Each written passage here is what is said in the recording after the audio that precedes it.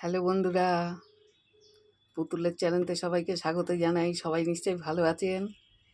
দেখুন, আজকে আমি আর একটা নতুন রেসিপি নিয়ে চলে এসেছি। মাছের ডিম নিয়েছি। মাছের ডিমটা ভেজে পিস পিস করে কেটে আলু দিয়ে সুন্দর একটা রেসিপি তৈরি হবে। দেখবেন আপনারা ভিডিওটা ভালো লাগবে। তাহলে এবার শুরু করি। দেখুন, লবণটা আমি আগে দিয়ে দিয়েছিলাম, দেখাইনি আপনাদের। আমি এখন হলুদটা দিলাম। হ্যাঁ, দিয়ে এবার একটু মাখিয়ে নেব। দেখুন, আমি খুন্তিটা দিয়ে একটু মাখামাখি করে দিচ্ছি। এটা আমি কড়া একটা বসিয়ে দিয়েছি।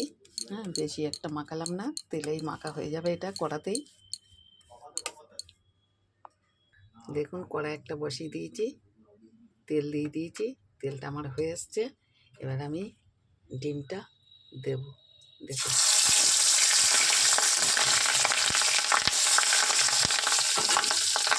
ছিটকে, বুঝলেন? দেখুন, আমার মাছের ডিমটা আমি গ্যাসের জোর কমিয়ে দিয়েছি। প্রথমে ফুটছিল, এখন আর ফুটছে না। এবার আমি এটাকে একটু উল্টিয়ে দিই। হ্যাঁ, এপিঠটা হয়ে যা।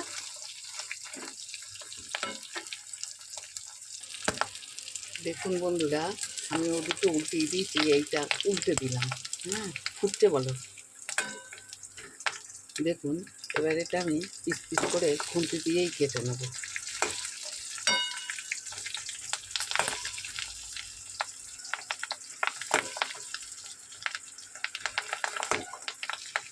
এবার ভালো করে ভাজাটা হয়ে যাবে।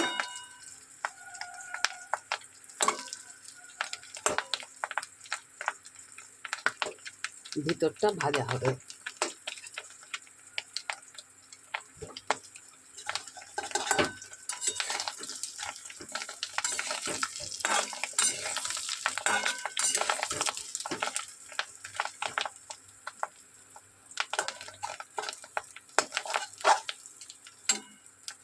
দেখেছেন কত সুন্দর পিস পিস করে কেটে নিয়েছি।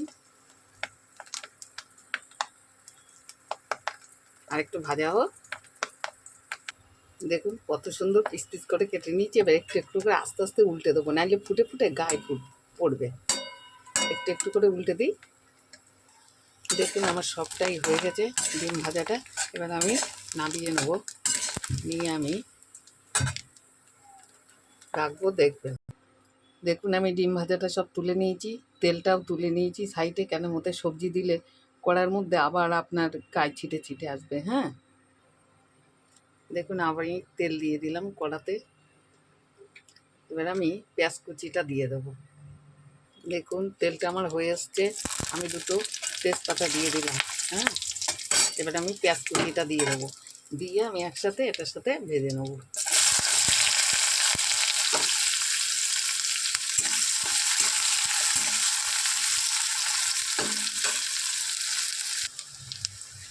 দেখুন, এবার আমি মশলাটা দেবো। জিরের গুঁড়ো নিয়েছি, আদা বাটা নিয়েছি, লঙ্কার গুঁড়ো নিয়েছি, রসুন নিয়েছি, লবণ নিয়েছি, হলুদ নিয়েছি, ছোটো ছোটো মাঝারি সাইজের দুটো টমেটো কুচিয়ে নিয়েছি।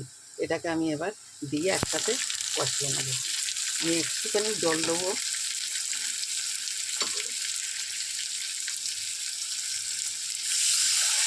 দিয়ে এটাকে আমি নাড়াচাড়া দিয়ে ভালো করে একটু মিশিয়ে কষিয়ে নিই।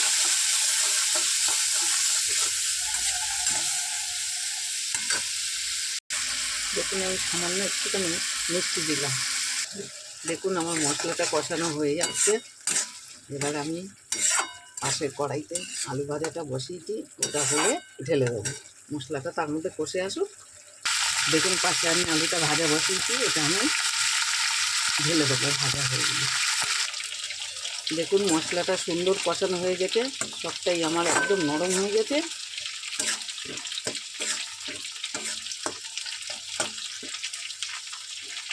এবার আমি আলুটা দেবো।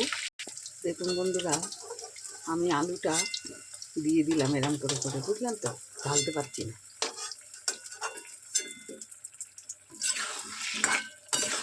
এবার দেখুন, আলুটা দিয়ে আমি একসাথে একটু কষিয়ে নিই। দেখুন, এই পাশের কড়াইতে আমি একটু জিরে ফোড়নটা দিয়ে নেব। দেখুন, আমার আলুটা দিয়ে কষানোটা হয়ে আসছে। দেখুন বন্ধুরা, এটা আমি তুলে দিয়ে দিলাম।